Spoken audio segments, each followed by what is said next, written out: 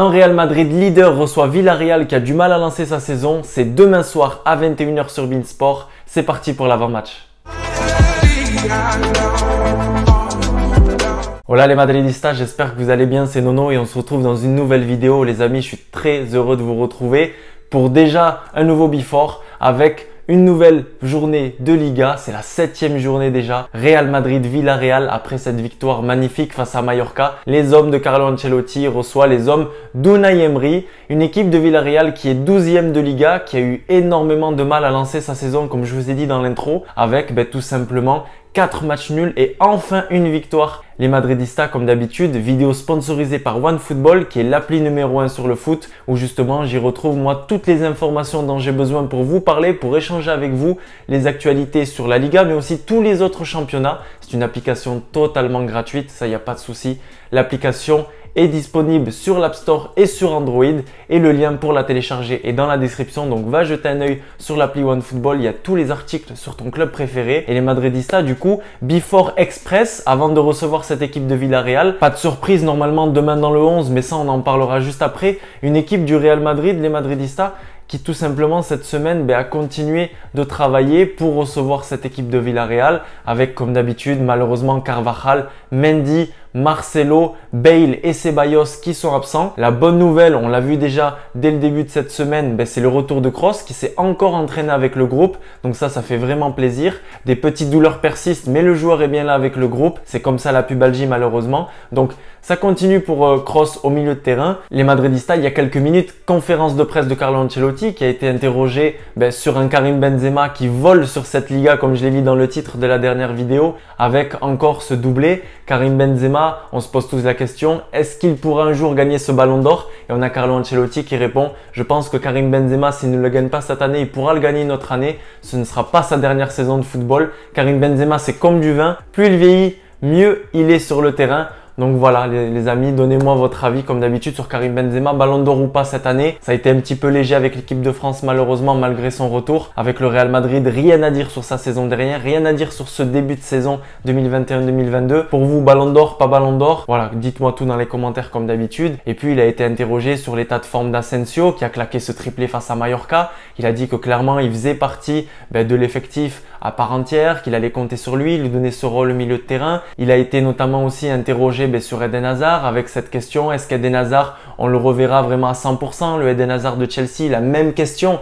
on en parle souvent d'ailleurs dans les vidéos, dans les commentaires avec vous les Madridistas, mais Eden Hazard, on ne sait toujours pas s'il est capable d'enchaîner 2-3 matchs, est-ce que ça va être bon pour janvier, pour l'été prochain, bref, voilà, toujours la même chose pour Eden Hazard qui s'est entraîné aussi en toute normalité cette semaine, donc normalement, il devrait être dans le 11 pour affronter cette équipe de Villarreal. Justement, j'attaque avec le 11, ça va être très simple. Moi, j'aimerais vraiment voir Thibaut Courtois dans les cages comme d'habitude, qui nous a sauvés à Valence face à l'Inter et encore face à Mallorca. Voilà, en défense, j'aimerais voir la même que face à Mallorca justement, avec Nacho sur le côté droit que j'ai trouvé très réglo, très correct. Franchement, rien à dire sur ça. Dans l'axe comme d'habitude, Alaba, Militao. Sur ce côté gauche, Miguel que j'aime.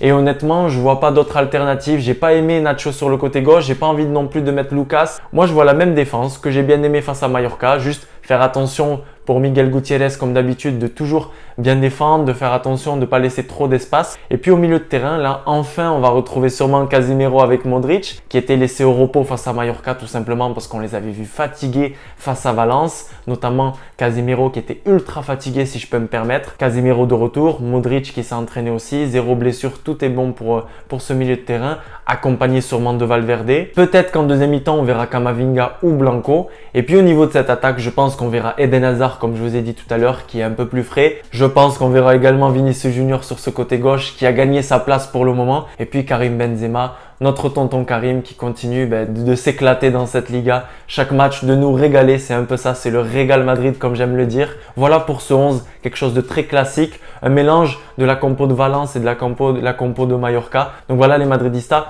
dites-moi dans les commentaires vous vraiment votre 11 pour affronter cette équipe de Villarreal qui malheureusement, heureusement pour nous, n'aura pas de Gérard Moreno à la pointe de cette attaque qui pourra compter sur un Paco Alcacer. Sinon, un Mendy transféré de Betis à Villarreal dans l'axe. Et puis, comme d'habitude, les Dani Parejo qui étaient anciennement du côté de Valence. Également, Etienne Capoue, l'international français, qui n'a pas joué depuis longtemps, n'est pas appelé par Didier Deschamps. dans ce milieu de terrain, des Trigueros, des Moreno, etc. Bref, de la qualité dans cet effectif qui, mercredi prochain, joue déjà Manchester United. Donc, va y avoir aussi une gestion à faire. Emery a dit que l'objectif principal, vraiment son challenge, comme il a dit, mi reto es el Real Madrid. Mon objectif, c'est vraiment le Real Madrid, c'est ce week-end. On sait que clairement, même les toutes petites équipes aiment toujours se donner à fond contre le premier, contre le meilleur, contre les meilleurs, contre le Real Madrid. On va avoir une équipe de Villarreal compétitive, mais quand même qui pense à ce match de mercredi face à Manchester United en Ligue des Champions. Donc voilà, c'est tout les Madridistas pour ce Before. Real Madrid, Villarreal, c'est demain soir à 21h sur Beansport comme d'habitude. Les Madridistas, j'espère qu'on va continuer de rêver, j'espère que tout va bien se passer, qu'on va garder notre première place. Et moi, je vois bien une victoire 3-1 avec un but de Vinicius et je vois bien un but de Luka Modric. Voilà, je le vois comme ça. Dites-moi votre prono dans les commentaires et à dimanche matin pour le débrief de ce choc. Ciao les Madridistas.